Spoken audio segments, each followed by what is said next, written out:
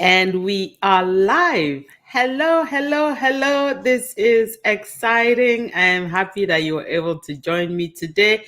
Thank you, thank you, thank you. Last week I found out that the audio wasn't the best. So today I'm going to ask you if you're live with me on the broadcast, just so I know that I can broadcast with confidence. Just let me know that you can hear me loudly and clearly, because last week it turned out that the audio wasn't the greatest. We got it done though, but the audio wasn't the greatest. So let me know if you can hear me. I will be excited to know. Thank you, thank you. I see you all joining me. Can you just leave something for me in the comment section that lets me know that my audio is good? Thank you, because last week we had a little bit of issues with the audio. Hey, hey, hey, get in here, ladies. It is time. I'm here for corporate women who are ready to up level their leadership skills. They want to position themselves for executive leadership in the corporate world. They are ready, ready, ready to rise and shine. So, if you're meeting me for the very first time, my name is Dr. Sade. I'm a certified leadership coach, I'm a high performance strategist, and I help corporate women to position themselves for executive leadership so they get recognized for what they can contribute and for the decision they can bring to elevate the game of the organization. So if you're joining me live, I'd like an emoji. Drop an emoji for me. Let me know you are here with me. If you're watching the replay, hashtag replay and tell me where you are watching from. Thank you, thank you, thank you. I'm still looking out for your comments. Sometimes it's a little bit delayed, so I'll keep checking the sides and I will see when they drop. So, we're talking about a very, very interesting topic today. And I would like your engagement. I'd like you to ask me questions. I'd like you to drop your insights for me as well.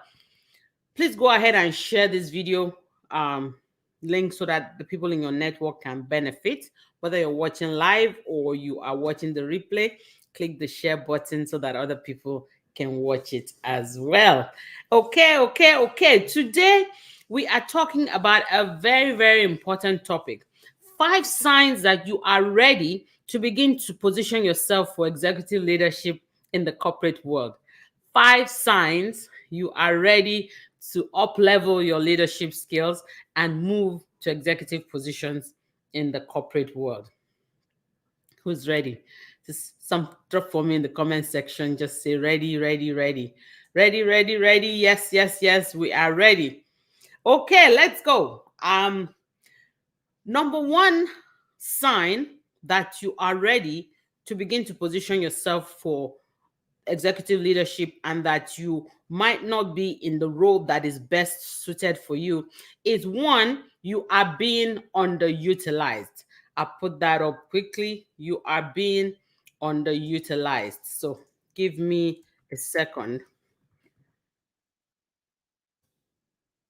Okay. So number one, you are being underutilized. Okay. So if you find that you are being underutilized, what do I mean by you being underutilized? So, employees, generally, when we describe employee underutilization, it's the situation where an organization cannot obtain the maximum benefit of an employee. Oftentimes, that employee is working under an unqualified manager. You all know what I'm talking about. Some of you have names popping into your head right now. So usually you're working under a manager who is not that qualified, who is not even really good on the job. And more than that, they're not interested in developing your potential. For them, it's not about talent management. They're not there to recognize you or to improve you. They just want to get tasks done every day to be said that they checked off a list. Okay. So they do not recognize employee effort. They do not have any strategies to motivate the staff. Yes, they find ways to keep you extremely busy. They find ways to keep you stressed out. But at the end of the day, you are unmotivated. I mean, I could go on, but you get the gist. So if you're in a position or a job where you're not being utilized, where your management team is not constantly checking in with you to see how things are progressing and what your next levels are and what the things you need to do to move to the next stage of growth is, then you might begin to start considering whether it's time for you to change your strategy, change your tactics, and think of moving to a higher position so that you can begin to utilize the skills that you bring. You can begin to utilize your potentials and find fulfillment. Okay? I mean, you understand the gist. These companies do not keep high quality staff in general. These companies that do not look for ways to improve the quality of of of the value that the employees and the women, professional women, can bring to the table. Hello, hello, hello. Thank you for joining. If this is resonating with you, drop something in the comment section for me and let me know what you think. So the next we're going to look at is, do you feel undervalued? So, do you feel undervalued? Number one was, if you feel underutilized, it is time for you to uplevel your skills and take those skills to begin to do higher things. Number two, if you feel undervalued, it's time for you to look for a position or a job that will begin to value you for what you can bring to the table. So, typically, in this kind of situation, you feel as if you're not being appropriately compensated for what you bring to the table. You look around and you feel like you're doing much more than the compensation you are getting. So, for example, you're working your behind off and you're still worrying about money. There's a problem, right? So, this easily happens, especially to women, for a number of reasons. Of course, it has to do with the general stereotype in the world, in the community, in the society, where there's general gender discrimination in the corporate world, and the associated pay discrimination. Right? You find a situation where a man and a woman are on the same pay on the same position, they are on the same grade, but for some reason the woman is earning significantly less than the man. That has been happening, and some countries are beginning to work on it right now, but it's not unusual that you and your male colleague are being paid differently for no other reason than gender. Okay, so that's one problem there. But more than that, if you notice that all the stereotypical feminine roles are highly underskilled and undervalued. What do I mean? Look at all the C jobs: the cleaning, the catering, the childcare, the clerical, the cashier in retail. Who usually fills up these positions? Mostly women, correct? Now, how much skill and how much value is being recognized with this job? They typically just require no skill from you to come and do these jobs, right? And so it's easy for those jobs to be undervalued, because no matter how hard you work, because there's been no premium placed on a need for you to, so to say, grow yourself and become better, they have no need to pay appropriately. Excuse me. Okay, so being undervalued has typically been connected with women working in the corporate world. That's not to mention the fact that women are more likely to be offered part-time positions. Have you noticed that most part-time positions are usually offered to women, and women really, because of also societal discrimination in terms of what our roles are, we also have the higher tendency to accept part-time jobs. All of this is keeping women undervalued. If you can resonate with any of these, let me know what you think. Drop something in the comment section for me. So, number one, if you're feeling underutilized.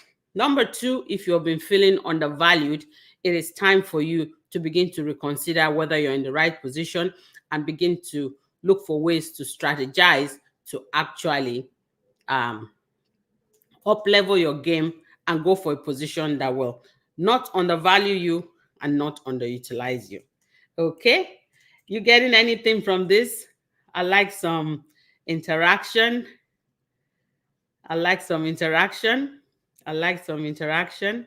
So, number three, if you find that you're being used for tasks outside of your job description, it might be time for you to start reevaluating whether you're in the right position and in the right career path. You see, in most jobs, there will be situations where occasionally you'll be asked to take on extra tasks or to assist outside your usual traditional role. That's fine. Sometimes it's even good exposure because that way you build new relationships, you build new networks, you learn something new. So I'm not talking about the occasions when you just need to chip in and help, but there are times when this is done to a point where you begin to wonder what happened to the actual job that I accepted? What happened to the college education I got and where is it being utilized? What happened to all the skills that I bring to this job and how is it being utilized? And you begin to wonder, does it mean that my role is not important enough to occupy me completely? And where is this taking me to? Now, eventually, if this is your situation, you'll find that you begin to draw a line between what is the career path I want to pursue versus what is this current position offering me, right? If somebody understands what I'm saying, just drop something in the comment section for me, so that I can I can know what it is that you are getting from this. Number 4 is a very interesting one because number 3 just directly moves me there. I'm just going to put it up for you to see. It takes me from discussing being undervalued, underutilized, and being used for tasks that you did not originally sign for. It's very easy for you to see that you're steadily moving to number 4 sign, which is a lack of opportunity to grow. It won't be surprising that if you're going through all those situations where you're not being valued, where you're not being utilized for the brain you bring, and where you're now being used for tasks that are kind of not taking you in the direction of the career you want to go, you begin to question, what is it that I need to do to progress on this job, right? And then sometimes when you air your concerns, you hear stuff like, oh, you're doing a great job, just keep doing what you're doing, you're being very helpful around here. Now, that's not specific and it's not going to help you advance your skill unless you're hearing some concrete direction, something like, hey, here are 3 strengths that will serve you well in your next role, and here are the potential next roles you can have. Here are the 3 strengths you need to work on, and I'm going to begin to give you opportunities to develop those strengths and skill sets so that you can position for those new levels. If you're hearing something that clear and that strategic and they're following up on it, thumbs up, you are in the right place. But if you're not hearing something that clear and you're just hearing, oh, just keep doing what you're doing, we'll see what happens, and you're leaving your career and your growth to chance, knowing fully well that you are equipped, knowing fully well you are talented, you are smart, and you're qualified, then it's time for you to begin to review whether you're in the right position or whether it's time to begin to put your worth forward and up level yourself to a leadership position. Okay, so first you need to know what it is that you bring to the table. That way it's easy for you to plan your strategy, whether you need an exit strategy or you just need to pivot. Okay, anybody getting anything from this? Let me know. Number 5, you find that your colleagues come to you continually to pick your brain. Okay, this is self-explanatory. It means that people come to you for suggestions when they're about to do a new project. They want your opinion on whether you think they're doing it properly, whether you think that it's been done well, or if you have ideas to inject into their projects. It tells me that the people around you see some potential in you. They see a possibility for you to lead. They see a chance for you to grow, and they're beginning to recognize you for the good things that you bring to the table. That is amazing. That is a traditional leadership role. When people begin to come to you to ask for your suggestion on how they should pursue the next things on their agenda. So it's time for you to begin to take stock and begin to observe the things that they see, begin to observe the things that they come to you for, and then strategically nurture what is your next line of progress and how you can begin to achieve and attain that. Okay, so those are 5 steps. I hope you got something from this.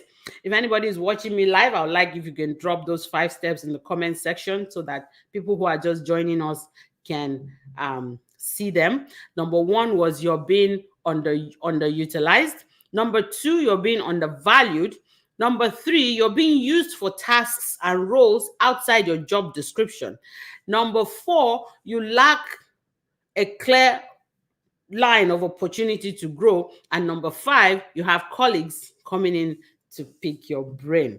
Okay, so having said all that, these are the 5 signs that you are ready to begin to develop yourself for executive leadership. Let me put that up.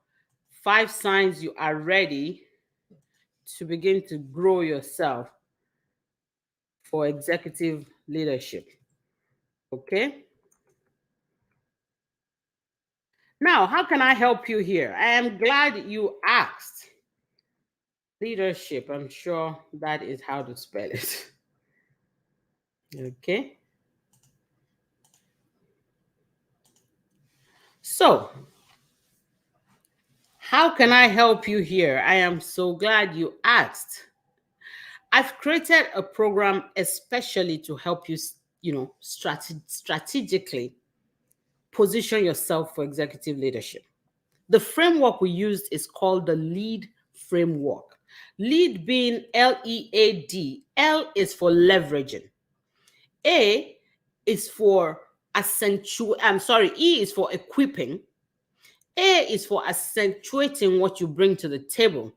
And D is for disrupting the normal. Like if you stay doing the things you've been doing before, you're probably not going to get any different results, right? So we help you disrupt what you have been doing and change your tactics so that you can move to executive leadership. So if you're a woman in corporate, if you're a professional woman who wants to create a lasting change this year, you need to book a call with me as soon as possible. I will leave my scheduler in the comment section or in the description column, depending on where you're watching me from. I would like to speak with you and just help you see strategically what your next steps are to position yourself for executive leadership. This is 2022. I'm rooting for you. You got this. I'll talk to you soon. Take care.